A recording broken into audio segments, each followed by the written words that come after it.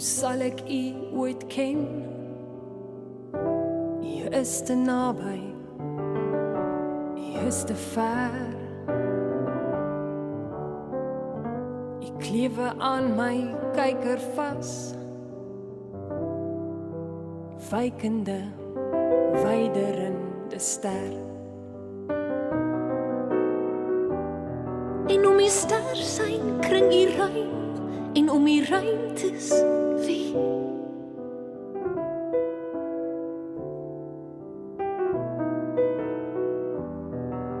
Die gees verleng tot laser, leng en brand deur wie?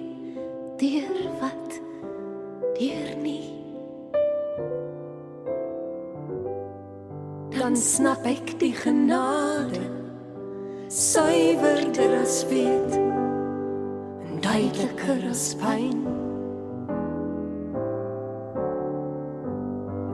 Van wyk dat ek moet nader, altyd verder nader.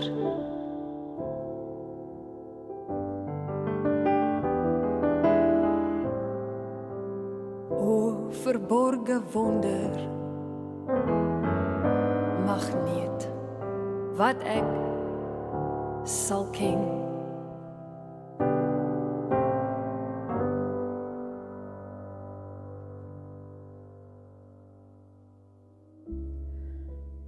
Petrus 1 vers 19. Julle sal goed doen as julle in sy lig bly totdat die dag aanbreek en die môrester opkom in julle harte.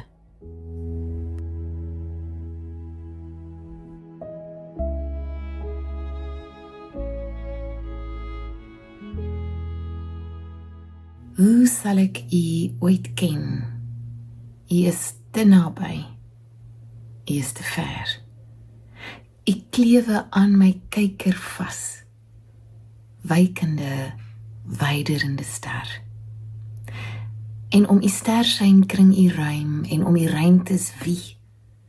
Die gees verleng tot laser, leng en brand deur wie, deur wat, deur nie.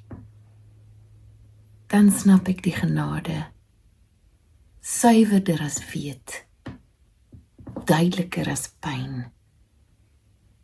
Van wyk dat ek moet nader, altyd verder nader. O verborge wonder, magneet, wat ek sal ken. Die koninkryk van God word deur baie mense beskryf as eers in die hiernamaals. En daar is skrifte daarvoor. En hulle is reg. Dit word deur ander mense beskryf as nou, at hand. Daar is skrifte daarvoor. Hulle is reg. Die koninkryk is altyd nou en nog nie. Dis reeds en dis aan te kom. Soos wat Paulus skryf in 1 Korintiërs 13, want nou sien ons deur 'n spieël in 'n raaisel, maar eendag van aangesig tot aangesig. Nou ken ek ten dele, maar eendag sal ek ten volle ken, soos ek ten volle geken is. Iemand het dit so beskryf, when the complete arrives, our incompletes will be cancelled. Maar tussen die ooievaar en die eendag daar, is dit soms swaar. Dis die Sondag voor Heilige Week. Die week wat ons lei van palmtakke na 'n kruis, na 'n oop graf. Daar is vreugde, maar ook 'n skaduwee. Ons hoor die mense roep, Hosanna, maar ons weet reeds, kruisig hom. Dis tussen lig en donker, tussen verwagting en vervulling, tussen begin en wat lyk soos einde en weer begin. Ons skrif vir vandag kom uit Petrus, nie Petrus 2 nie, 2 Petrus. En ek moet eerlik sê dat ek nog nooit daarop aggeslaan het, voor ek het in hierdie week se dagstukkies wat Karel Antonissen geskryf het, teëgekom het nie. Die hele skrif lees so, ons het ons immers nie op vindingryke fabels verlaat, toe ons die kragtige teenwoordigheid van ons Here Jesus Christus aan julle bekend gemaak het nie. Inteendeel, ons was ooggetuies van sy ontzagwekkende grootsheid, nadat hy van God die Vader eer en heerlikheid ontvang het, toe die luisterryke majesteit die stem tot hom laat kom het, wat sê, hy is my seun, my geliefde seun, in wie ek my verbly. Het ook ons daardie stem gehoor wat uit die hemel kom, terwyl ons saam met hom op die heilige berg was. En daarom beskik ons oor die profetiese woord, wat nog vaster staan. Julle doen die regte ding, as julle daarop fokus, soos op 'n lamp, wat in 'n donker plek skyn, totdat die dag aanbreek, en die môrester opgaan in julle harte. Karel skryf so daaroor, hy sê dit bly verbasend, hoe Petrus op die vooraand van sy dood, terwyl die uurglas vir hom begin leegloop, skielik terugdink aan die dag, toe hy Christus se verheerliking op 'n hoë berg meegemaak het, saam met Jakobus en Johannes. En dit kort voordat hulle daarna sou afdaal na onder, om Jesus se pynlike lydensweg mee te maak. Ook om die pynlike verleentheid van sy eie verloning van sy meester deur te maak, en sekerlik ook sy herstel daarna, deur die opgestane Heer by die see van Tiberias. So groot en bevrydend was die impak op sy lewe van die gebeure op die berg, die verheerliking op die berg, en wat daarna alles met hom gebeur het, dat hy hierdie herinnering nou in sy ou dag, as sy finale testament, eintlik sy kosbaarste besitting, aan die gemeentes in Klein-Asië agterlaat. En is dit nie een van die mooiste beloftes en beelde in die woord nie, die môrester in ons harte. Nou 'n paar goed oor die môrester. My pa sê gister vir my, eerste ding, onthou die môrester is eintlik ook die aandster, dit wat ons as Venus sien. Die einste lig wat skyn wanneer die son sak, is die lig wat weer verskyn wanneer die son opkom. Tweede ding, die term fosforos word in die Griekse literatuur nie net gebruik om te verwys na die môrester nie, maar ook na koninklike of heilige mense. Christus word 2 keer in Openbaring die môrester genoem. En die woord phosphorescence, wat ons ken, se etymologie is die essensie of die geneigtheid om lig te dra, die draer van lig. Hierdie week in Jesus se lewe, en ek wil tog sê dat lydenstyd nie net daar is om iets te herdenk nie, dis om saam met Jesus te beweeg in hierdie 40 dae. Dis 'n reis met Jesus wat begin het in die woestyn, ons eerste week in lydenstyd. Hierdie week, soos die res van sy lewe, maar hierdie week veral, is tekenend van die menslike kondisie, wat Jesus nie vrygespring het nie. Avery Dulles het geskryf dat Jesus se geboorte en sy dood en sy opstanding ons nie 'n leer gee om uit menswees te klim nie, om menswees te bowe te kom nie, maar 'n boor om te grawe tot in die hart van alles wat is, en te vind dat dit glinster van goddelikheid. Petrus onthou in hierdie skrifgedeelte die verheerliking op die berg, waar Jesus weer gehoor het, jy is my geliefde seun, in wie ek my verbly, soos toe hy gedoop is, net voor sy foltering, sy 40 dae in die woestyn. En tussen, jy is my geliefde seun, en my God, waarom het U my verlaat? Wat ons Vrydag aan gaan dink, beliggaam hy die volle omvang van menswees, van die mense se emosionele anatomie, van die mense gees, die reeds en die nog nie. Hy gaan die menslike hart binne, nie deur die donkerte vermy nie, maar deur dit te deurboor van binne af. En dan word dit, soos die skrif sê, nie net die môrester waarna mense gaan soek het nie net hierdie simbool van goddelikheid nie, dan word dit die môrester wat opkom in ons harte. Christus in ons harte. Nie een of ander veranderlike daar buite nie. Thomas Merton, wat ook nie lyding vrygespring het, omdat hy beskou is as 'n man van God nie. Trouwens, hy is doodgeskok deur 'n foutiewe waier in 'n hotelkamer in Bangkok, waar hy 'n konferensie bygewoon het. Daar word ook vuil spel vermoed, na al hierdie jare, wat seker nog meer lyding sou gewees het. Maar die punt is, hy het ook gelei, hy het ook gebrand, en hy skryf so, dis 'n pragtige deel in Seven Storey Mountain, een van sy bekendste boeke, en dan eindig hy toe hy sê, and in that day,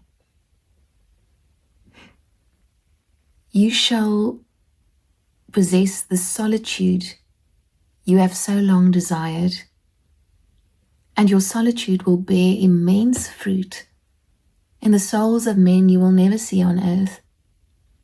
Do not ask when it will be, or where it will be, or how it will be, on a mountain or in a prison, in a desert or in a concentration camp or in a hospital or at Gethsemane. It does not matter. So do not ask me, because I'm not going to tell you. You will not know until you are in it. But you shall taste the true solitude of my anguish and my poverty, and I shall lead you into the high places of my joy, and you shall die in me and find all things in my mercy, which has created you for this end, and brought you from Pradis to Bermuda, to St. Antonin, to Oakham, to London, to Cambridge, to Rome, to New York, to Columbia, to Corpus Christi, to St. Bonaventure, to the Cistercian Abbey of the poor men who labor in Gethsemane, that you may become the brother of God and learn to know the Christ of the burnt men. Christus is nie net die blink lig van oorwinning nie. Hy is ook die een wat die verbrande plekke binne gaan, die gebrokenheid, wat die brand aan sy eie lyf gevoel het.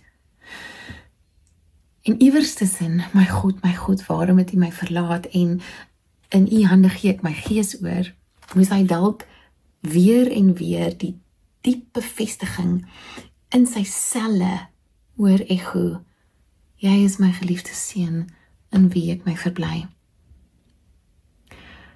Wanneer die vurigheid of die voorlopigheid van hierdie lewe, die nou en die nog nie, wat nooit heeltemal hier volbring is nie, wanneer dit jou in donker hul, na 'n donker plek te stuur, weet dat hy voorgeloop het, dat hy die môrester in ons harte is.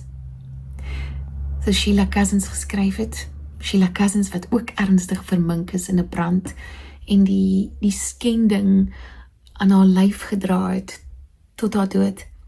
Sy skryf in haar gedig Christ of the Burnt Men geskoei op dit wat Thomas Merton geskryf het.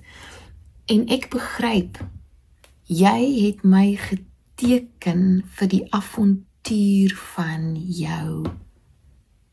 Ek wat vuur bemin en altyd waaghalsig was. Die avontuur van jou, die opwinding, die onsekerheid, die gevare, die bruising van bloed deur die are, wat 'n avontuur inhou, die verlange, die hinkering, wat nie veronderstel is om iets te moet wees wat ons ignoreer nie, maar om ons menswees en ons padkaart vir ons bloot te lê. Dis die padpredikante huis toe. Die nou en die nog nie. Sy begin hierdie gedig van haar, as sy sê, jy sal my ook al hoe meer wen. Stukkie vir stukkie. Glimlachende, skertsoog, blinkoog Christus. En blinkoog verwys natuurlik na 'n soort onblusbare menswees, amper 'n ondeendheid eintlik ook, die wakker klong. Ek dink baie keer aan Christus, aan Jesus as die regtig die wakker klong. Daai ondeendheid, daai onblusbare menswees en gees, maar die woord blinkoog dui egter op meer as waaksaam en wakker, of lewendig en vol verwagting. Dit kan ook wees met 'n traan in die oog, of beter nog, beide. Die wakker wees, die onblusbaarheid en die seer, saam in een mens. Blinkoog Christus. Ek sluit af met Rilke se gedig wat 'n soort lewensmotto eintlik vir my pad is. God speaks to each of us as he makes us. En hierdie is my invoeging vir vandag. This is my beloved son who brings me great joy. This is my beloved daughter who brings me great joy. Then walks with us silently out of the night. These are the words we dimly hear. You, sent out beyond your recall, go to the limits of your longing. Embody me. Flare up like a flame and make big shadows I can move in. Ek hoor ook hoe God het vir Christus sê, hoe het vir Jesus sê. Let everything happen to you, beauty and terror. Just keep going. No feeling is final. Don't let yourself lose me. Nearby is the country they call life. And you will know it by its seriousness. Give me your hand.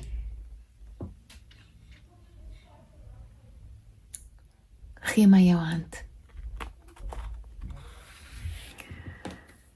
Mag hierdie heilige week vir jou 'n uitnodiging wees om nie jou rug te draai op Goeie Vrydag om die gebeure te ignoreer en tada!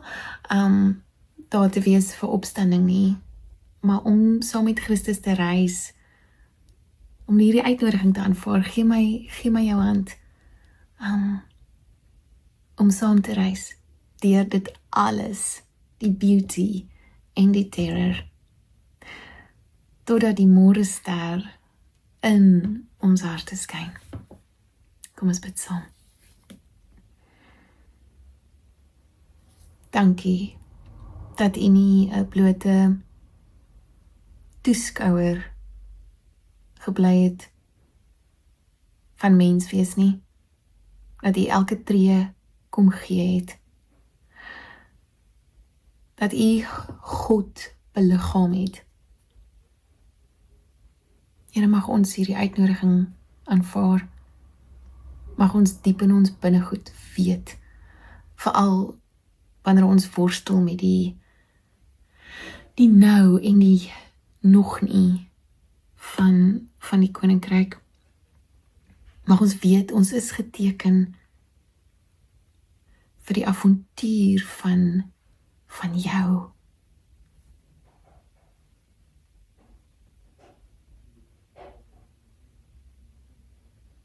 Here, wees ons lig, ons môrester, deur dit alles, die vurigheid en die voorlopigheid van hierdie lewe.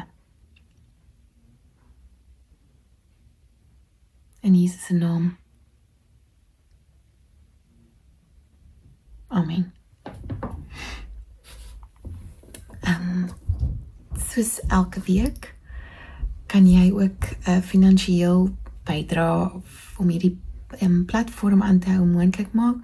Daar gaan ook werk agter die skerms aan om dit so te doen, die redigering, want mense maak foute en alles anders om dit bymekaar te sit. Jy kan bydra deur die SnapScan kode te gebruik of op die app die bankbesonderhede te kry of op die webtuiste. As jy hierdie week gaan reis, nie net die innerlike reis nie, maar as jy ook op die pad gaan wees veilig en baie seën.